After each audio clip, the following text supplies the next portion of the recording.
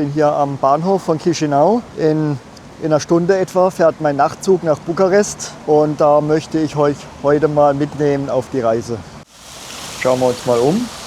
Also man könnte meinen, dass das ein historisches Gebäude ist, eine Sehenswürdigkeit, aber es ist der Bahnhof. Schaut mal an und auch von innen sieht er doch eher aus wie ein Schlösschen, oder? Ja, da steht die Modelleisenbahn. Da kann man die Tickets kaufen. Man muss wohl Licht sparen.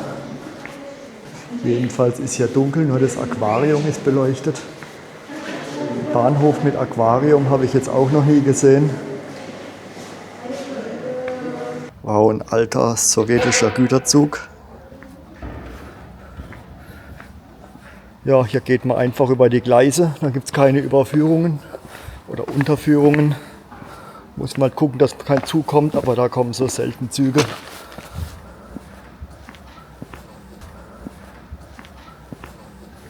Auch hier gibt es wieder, wie so oft in Chișinău, diesen Lost Place Vibe. Na, gehen wir mal zu der Dampflok. Diese Loks wurden bis in die 80er Jahre überall in der Sowjetunion noch als Güterlok und als Rangierlok verwendet. Die hier ist aber seit 1968 in Rente. Da lassen wir einen Blick reinwerfen. Ja, viel ist nicht zu sehen. Großes Ventil. Da hinten liegen noch ein paar Kohlen. Ich nehme mal an, das ist der Heizkessel hier. Aber man hat einen tollen Überblick von hier oben. Über die rostige Brücke. Und der Bahnhof hat 3 Gleise und ein Abstellgleis. Und auf Gleis 3 wartet auch schon mein Zug. Ja, gehen wir wieder zurück, holen das Gepäck und steigen ein. Schauen wir mal, wo mein Wagen ist. Wagen 5. So, dann geht's mal los.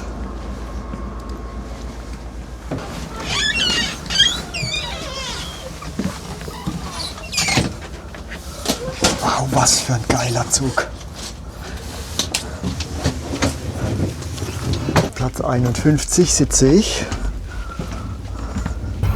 41, 45. So. Ja, das ist jetzt mein Reich hier für die nächsten 13 Stunden. Machen wir mal Licht. Hier 2 Spiegel. Könnt ihr in die unendlichen Weiten sehen.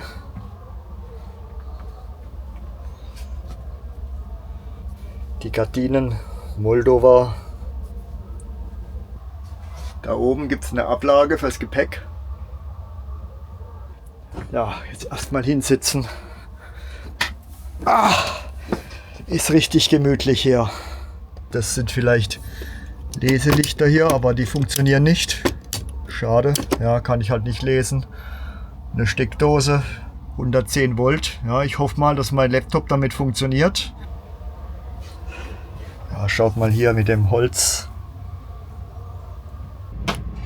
Und pünktlich auf die Minute geht's los. Da kann sich die Deutsche Bahn doch mal ein Vorbild nehmen.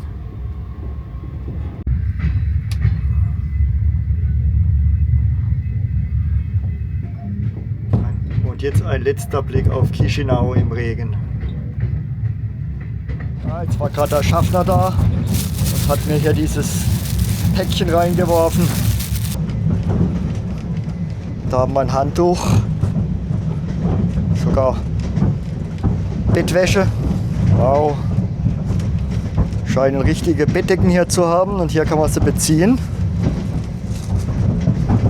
Ja, cool. Jetzt sind es noch etwa 2 Stunden bis zur Grenze.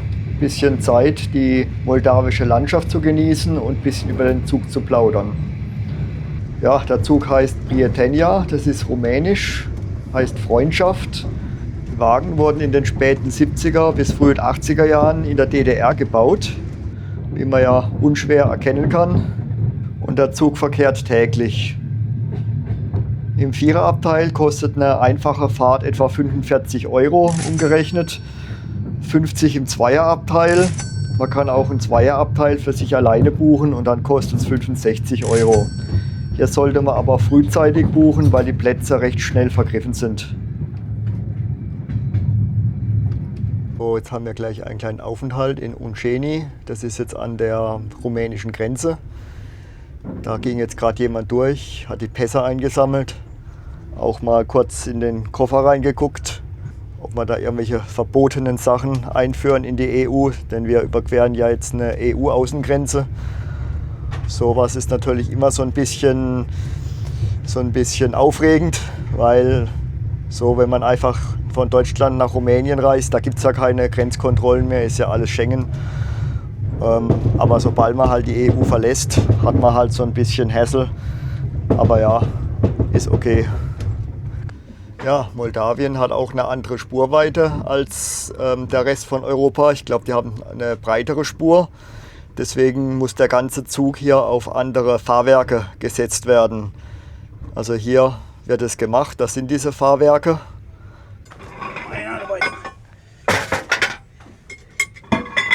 25 Minuten, ich zurück.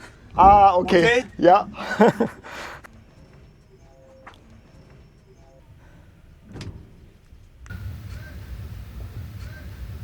So, bei dem ganzen Vorgang sind die Klos gesperrt. Ist natürlich klar, die Hinterlassenschaften gehen natürlich direkt aufs Gleis und wenn dann vielleicht da gerade ein Arbeiter drunter ist, der da werkelt und der kriegt da was auf den Kopf, das ist dann vielleicht nicht so schön für den. Also hier hatte ich eine leere Wasserflasche, falls ich es nicht aushalten sollte, aber es geht noch, kein Problem. Man kann aus Sicherheitsgründen natürlich nicht rausgehen, um sich das von der Nähe zu betrachten. Aber der Zug, der wurde zweigeteilt. Beide Teile stehen jetzt nebeneinander und an beiden wird jetzt auch gleichzeitig gearbeitet. Und deswegen können wir das aus dem Fenster sehr gut beobachten. Also der Zug wird mit diesen hydraulischen Wagenhebern angehoben, sodass die Radsätze frei liegen.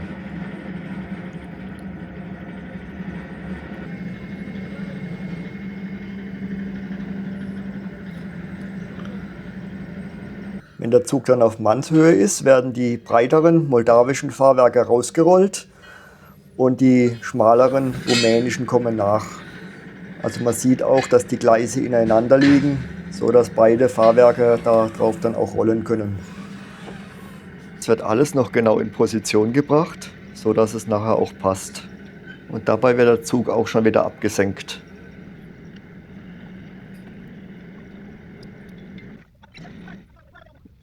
So, der Zug ist umgebaut. Trotzdem stehen wir noch seit über 3 Stunden. Jetzt haben wir schon 10:30. Ich fange mal an, mein Bett zu bauen. Ich zeige euch jetzt, wie man das Bett baut. Passt mal auf. Man klappt den Sitz hoch und unter dem Sitz haben wir so einen Topper und ein Kopfkissen.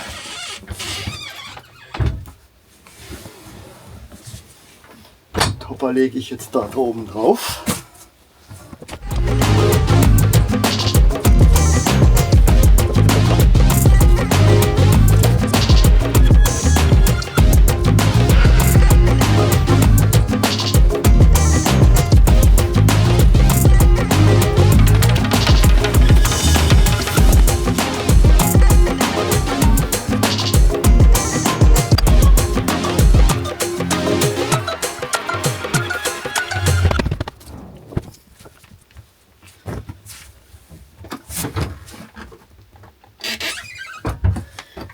Eine Decke scheint es nicht zu geben, also nehme ich das Tuch hier, ist ja warm genug.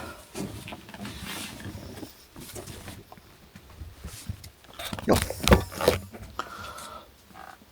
und da ist es, mein Bett. Da oben ist noch eine Decke, aber es ist so warm da drin, ich denke, ich werde die nicht brauchen. Ja, passt genau für mich zum Liegen. Ich glaube, hier schlafe ich gut.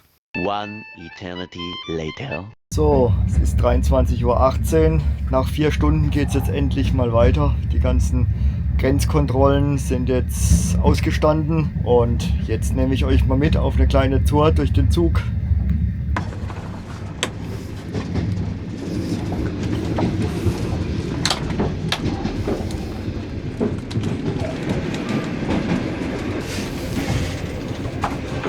So, So, das wäre also die Toilette.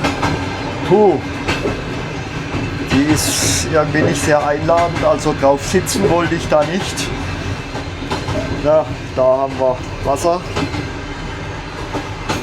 Sogar eine Steckdose, wenn man sich rasieren will. Seife.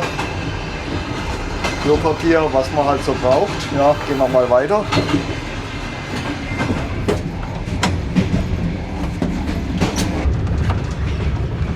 Habt ihr schon mal einen Zug mit Blumentöpfen gesehen? Sind die echt? Nee, ist Plastik.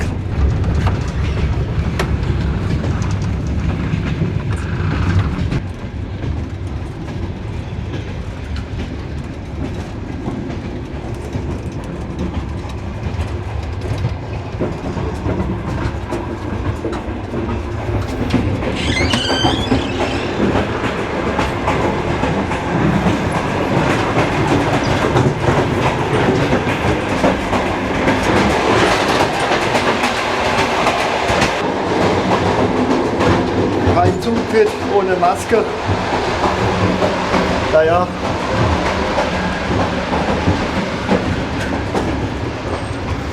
Aha.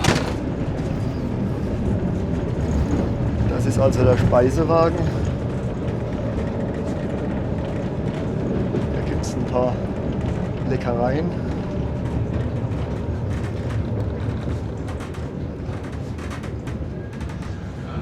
Ja, das ist mehr ein Bistrowagen. Diese geknüpften Bilder waren doch auch während der 70er und 80er Jahre modern, oder? Und das hier muss die zweite Klasse sein, denn es gibt keine Blumentöpfe. Man hat auch Viererabteile. Da will ich jetzt nicht die Kamera reinhalten, da sind Leute drin, das wäre also ein bisschen frech. Hier ist so ein Kapüffchen vom Schaffner wahrscheinlich oder Zugbegleiter. Der ist jetzt gerade nicht da, das ist gut, dann kann man filmen. So, was ist das? So eine Art Bauplan der Wasserrohre.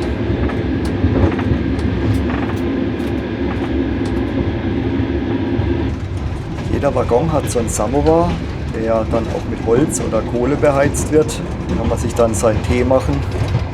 Ich habe jetzt aber leider keine Tasse und keine Teebeutel dabei, sonst könnte ich euch das zeigen. Mehr gibt es hier nicht. Also gehen wir wieder zurück an den Kunstblumen vorbei zum Abteil. Ja.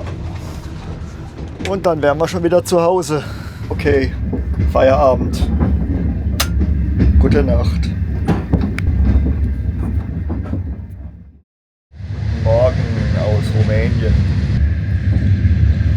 Geschlafen habe ich ja nicht wirklich gut. Also nicht wirklich heißt eigentlich gar nicht. Wird ein harter Tag heute. Schauen wir mal, wie es weitergeht. So, jetzt bin ich angekommen am Bukarester Nordbahnhof.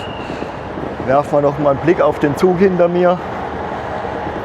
Für den Preis dieser Zugfahrt kriegt man auch schon Flüge. Aber allein das Erlebnis, mal in so einem alten sowjetischen Museumszug eine schlaflose Nacht zu verbringen, ist doch schon allein unbezahlbar, oder? Ja, absolut. Ich will es auf jeden Fall heute ein bisschen gemütlicher angehen lassen und in der Bukarester Therme chillen. Also das wusste ich jetzt auch nicht, aber die Bukarester Therme ist die größte in Europa. Ja, und ansonsten in den nächsten Tagen möchte ich mir natürlich Bukarest auch anschauen. Wenn es euch interessiert, dann bleibt doch einfach dran, abonniert den Kanal und dann sehen wir uns, wenn ihr wollt, beim nächsten Mal.